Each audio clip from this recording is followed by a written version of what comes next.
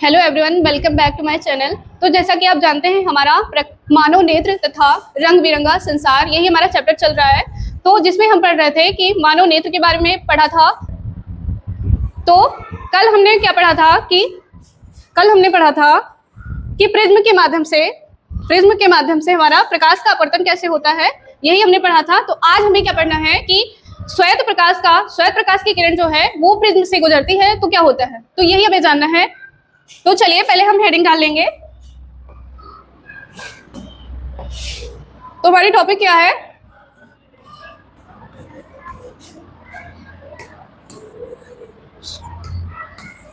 हमारा टॉपिक है प्रिज्म द्वारा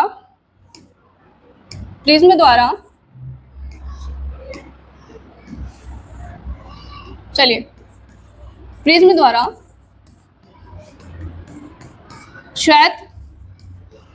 श्वेत प्रकाश का विकिरण। प्रिज्म द्वारा श्वेत प्रकाश का विकिरण।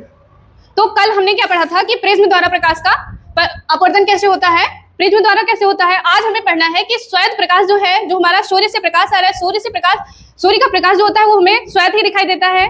तो लेकिन हमें ये जानना है कि जब श्वेत प्रकाश, सूर्य का प्रकाश जो है वो प्रिज्म से गुजरता है तो कैसे क्या होता है उसमें, यही हमें जानना है। तो चलिए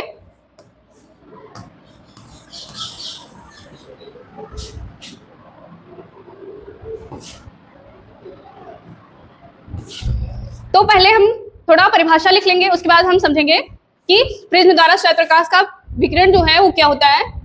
तो जब श्वेत प्रकाश किसी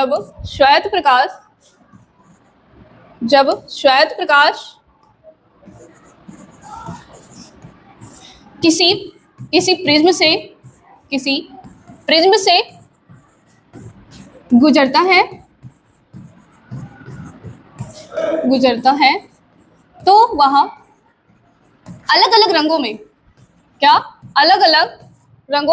तो वह अलग अलग रंगों में विभाजित हो जाता है, यानी कि बढ़ जाता है, विभाजित हो जाता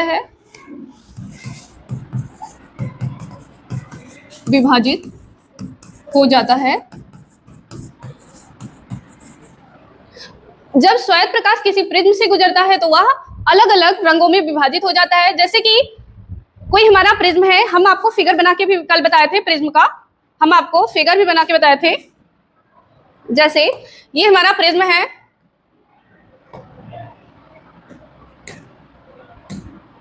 ये हमारा प्रिज्म हो गया।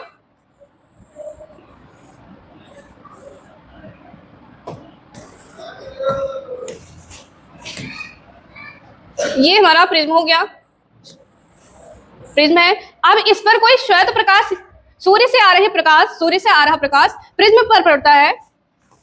तो जैसे कोई सूर्य का प्रकाश है, ठीक है, सूर्य का प्रकाश आ रहा है और प्रिज्म पर पड़ रहा है। तो उसके बाद क्या होता है, जब वो अंदर प्रवेश करता है तब उसकी दिशा बदल जाती है। दिशा क्यों बदल जाती है? क्योंकि वो एक माध्यम से दूसरे माध्यम में प्रवेश करता है, यानी कि विरल माध्यम से सघन माध्यम में प्रवेश करता है। तो उसके जो कण हैं वो विरल माध्यम से सघन माध्यम में जा रहे हैं, यानी कि वायु से कांच में जा रहे हैं। तो इसीलिए वो अपनी दिशा बदल लेती है। और दिशा बदलने के साथ साथ क्या होता है, वो अलग अलग रंगों में विभाजित हो जाती है। तो आप देख रहे हैं कि यहाँ पर सूर्य के प्रकाश की किरण पड़ रही है। उसके बाद क्या होता है, जब वो अंदर प्रवेश करती है, उसके बाद फिर वह अलग अलग रंगों में विभाजित हो जाती है। जैसे कि ये 7 रंगों में विभाजित हो जाती है, 7 रंगों में 2, 3, 4, 5, 6, 7।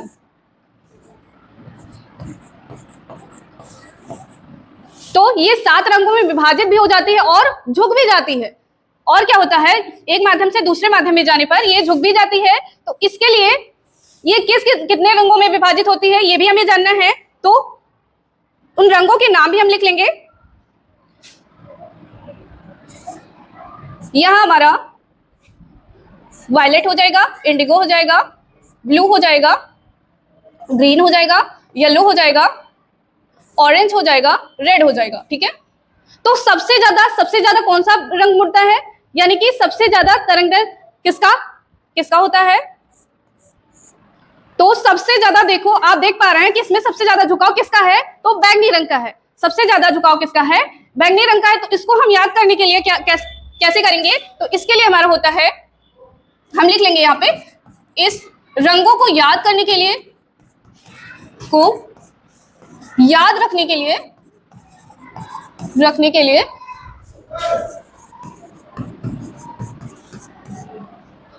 हम वी ग्योर ऐसे करके याद कर सकते हैं।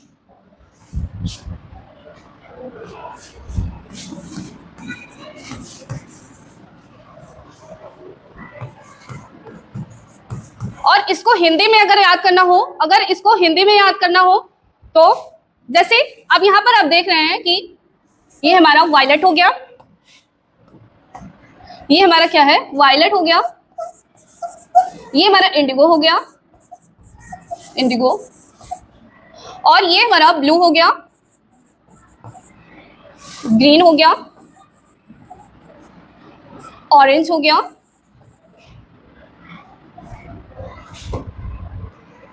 गया, ये हमारा रेड हो गया। तो अब इसकी हिंदी देखिए आप कि वायलेट में होता है, वायलेट हमारा हो गया बैगनी, वायलेट क्या हुआ? बैगनी हो गया, और इंडिगो हमारा जामुनी हो गया, और ब्लू क्या है? नीला है, ग्रीन हमारा हरा हो गया, ऑरेंज हमारा नारंगी हो गया, रेड हमारा लाल हो गया। तो इसको हिंदी में अगर याद करना हो तो हम क्या करेंगे? तो इसके लिए हमारा होता है कि बैगनी का हम आगे वाला वै ले लेंगे, उसके बाद जा नी,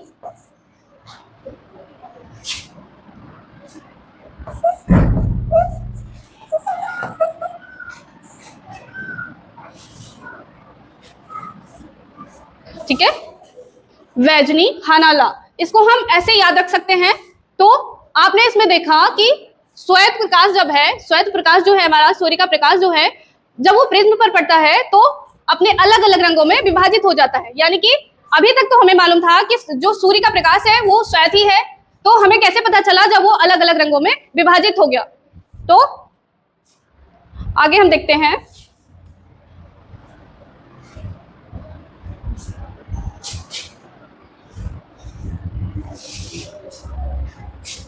तो चलिए आगे देखते हैं। और इन रंगों की जो पट्टी बन जाती है, दूसरी तरफ जो पट्टी बन जाती है, उसे हम क्या कहते हैं? उसे हम स्पेक्ट्रम कहते हैं, स्पेक्ट्रम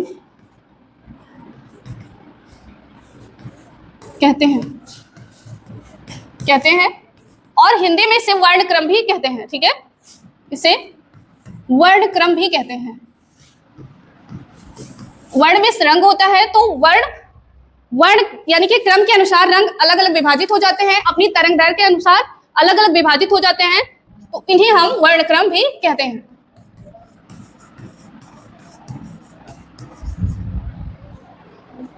तो आपने ये जाना कि श्वेत प्रकाश का प्रिज्म द्वारा विकिरण कैसे होता है। इसके बाद हमें जानना है इंद्रधनुष क्या होता है। इंद्रधनुष,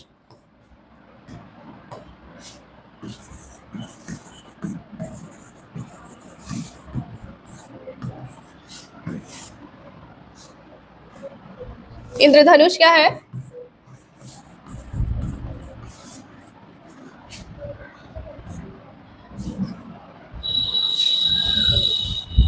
तो इंद्रधनुष आपने देखा होगा, हम सबने देखा होगा कि जब बारिश होती है यानी कि वर्षा होती है, तो सूर्य जो जल की बूंदें हैं वो वायुमंडल में कुछ रह जाती हैं, यानी कि छोटी छोटी बूंदें वायुमंडल में तैरती रहती है, हवा में तैरती रहती हैं।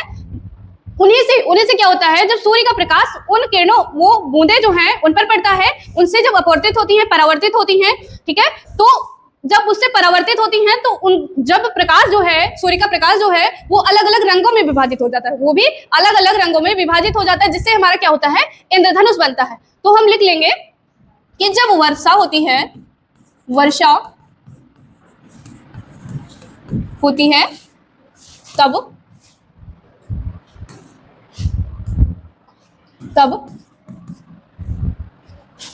जल की कुछ बूंदें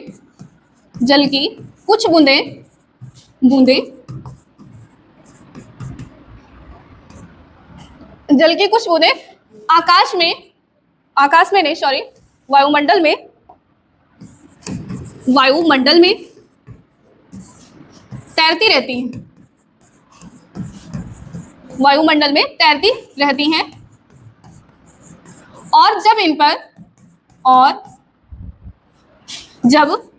इन पर प्रकाश की किरणें या श्वेत प्रकाश, इन पर श्वेत प्रकाश पड़ता है और इनसे अपवर्तित होता है,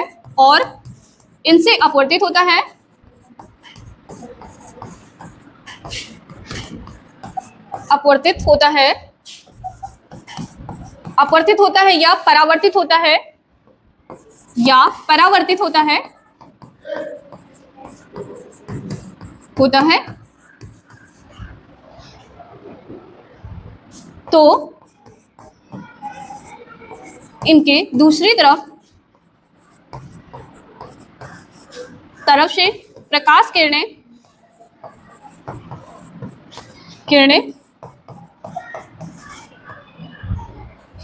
अलग अलग रंगों में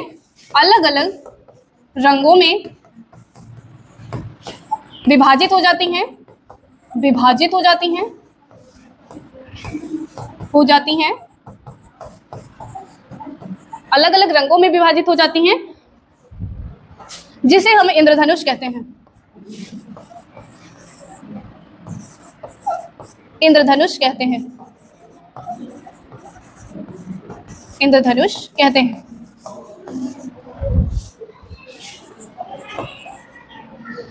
तो आपने देखा कि जब वर्षा होती है और तब जल की कुछ बूंदें वायुमंडल में तैरती रहती हैं, और जब इन पर श्वेत प्रकाश पड़ता है और इनसे अपवर्तित होता है या परावर्तित होता है, तो इनके दूसरी तरफ प्रकाश किरणें यानी कि उनसे गुजरने के पश्चात इनके दूसरी तरफ अलग अलग रंगों में विभाजित हो जाती हैं, जो हमें आसमान में इंद्रधनुष दिखाई देता है, अलग अलग रंगों का, यानी कि 7 रंगों का होता है, वो भी 7 रंगों का। अभी हमने आपको पढ़ाया, स्पेक्ट्रम आपको पढ़ाया, तो वही 7 रंग विभाजित हो जाते हैं अलग अलग रंगों में, जिसे हम क्या कहते हैं कि इंद्रधनुष।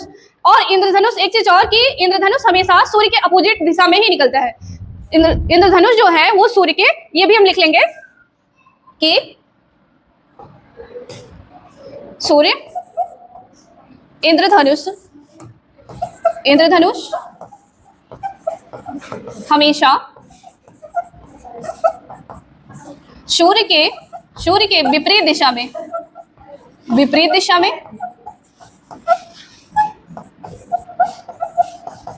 में ही निकलता है या दिखाई देता है।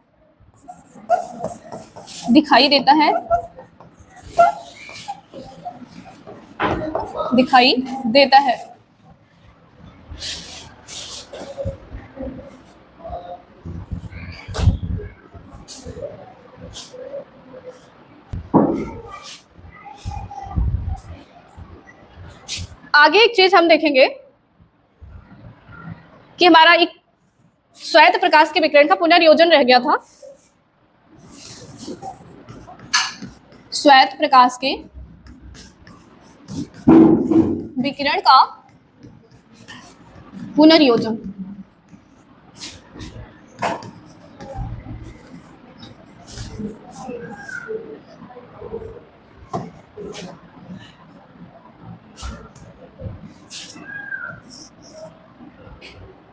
तो श्वेत प्रकाश के विकिरण का पुनर्योजन हमको देखना है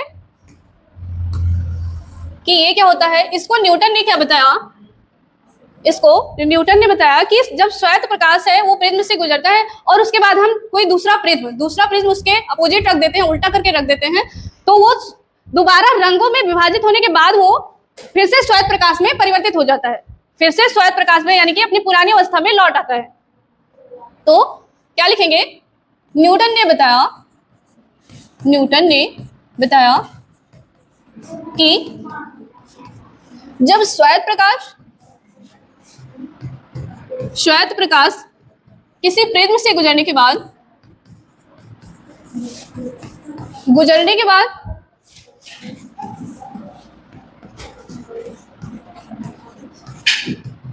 अलग अलग रंगों में विभाजित होता है, अलग अलग रंगों में विभाजित होता है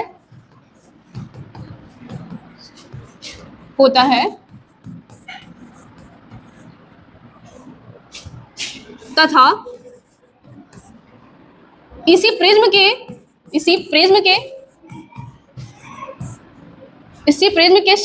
के सामने हम कोई पर्दा ना रखकर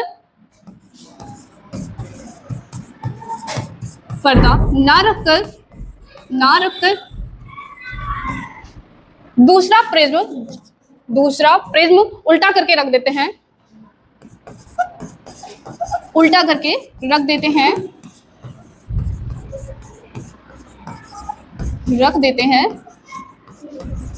तो प्रकाश किरण जिनका बिखराव हुआ है, जिनका अलग अलग रंगों में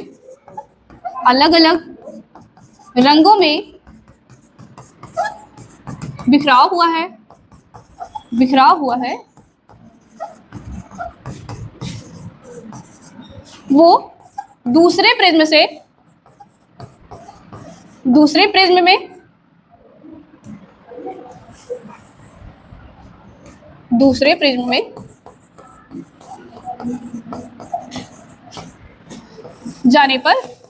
में जाने पर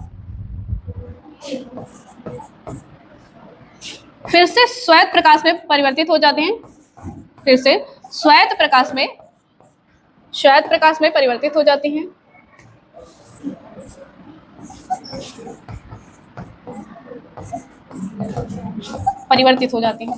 यानी कि फिर से अलग अलग रंगों में होने के बाद फिर से वो अपने श्वेत प्रकाश यानी कि पुरानी अवस्था जो थी उसी में लौट जाती है, परिवर्तित हो जाती हैं। अब हम इसका एक फिगर बना के देखेंगे। चलिए,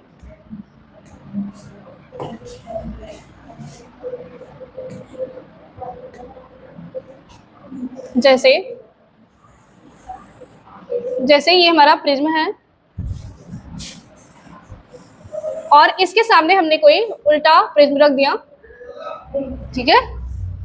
अब हमने इसमें बताया था कि कोई प्रकाश की किरणें जब इसके पृष्ठ पर पड़ रही हैं, उसके बाद हमने बताया कि ये अलग अलग रंगों में विभाजित हो रही हैं, 2, 3, 4, 5, 6, 7। उसके बाद क्या होता है? दूसरे प्रिज्म में जाने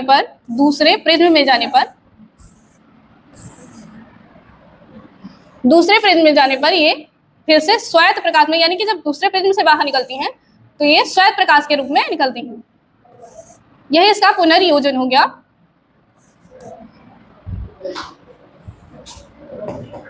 तो इसको हम लिख लेंगे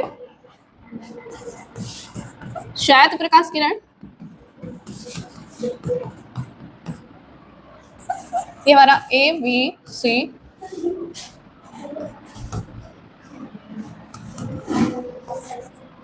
ठीक है। तो ये हमारा श्वेत प्रकाश किरण हो गया जो हमारे पृष्ठ पर पड़ रही है, यानी कि कांच के पृष्ठ पर पड़ रही है, और इसके अंदर जाने पर यानी कि एक माध्यम से दूसरे माध्यम में प्रवेश किया, तो जब वो सघन माध्यम से विरल माध्यम से सघन माध्यम में जाएगी तो अभिलंब की तरफ झुक जाएगी, विरल माध्यम से सघन माध्यम में जाएगी तो अभिलंब की तरफ झुक जाएगी, और अगर सघन माध्यम से विरल माध्यम में जाएगी तो अभिलंब से दूर हट जाएगी, यानी कि उसको आजादी मिल जाएगी, वो अभिलंब से और दूर भागेगी, जो है प्रकाश किरण जो है। तो वही अब श्वेत प्रकाश में जा रहा है। अब इसमें हम श्वेत प्रकाश किरण का पुनर्योजन हम देख रहे हैं, जो कि न्यूटन ने बताया था। तो जब इसके सामने हम दूसरा कोई प्रिज्म रख देते हैं, उल्टा करके रख देते हैं, तो क्या होता है कि उसमें गुजरने के बाद जो होता है श्वेत प्रकाश किरण जो निकलती है, वो किस रूप में निकलती है? श्वेत प्रकाश के रूप में। तो यहां पर किस प्रकार की किरण निकलेगी? श्वेत प्रकाश किरण।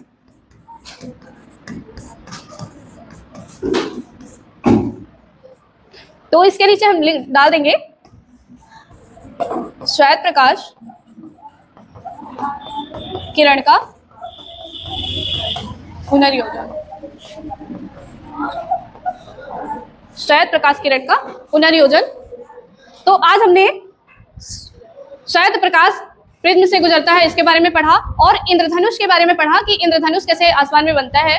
जो जब वर्षा होती है तो आकाश में इंद्रधनुष बनता हमें दिखाई देता है, तो उसके बारे में पढ़ा कि कैसे बनता है और किन किन रंगों में विभाजित हो जाता है और किस कारण से बनता है। तो आज के वीडियो में बस हम इतना ही पढ़ने वाले हैं। अगले वीडियो में हम फिर मिलेंगे अपने नए टॉपिक के साथ। तब तक के लिए धन्यवाद।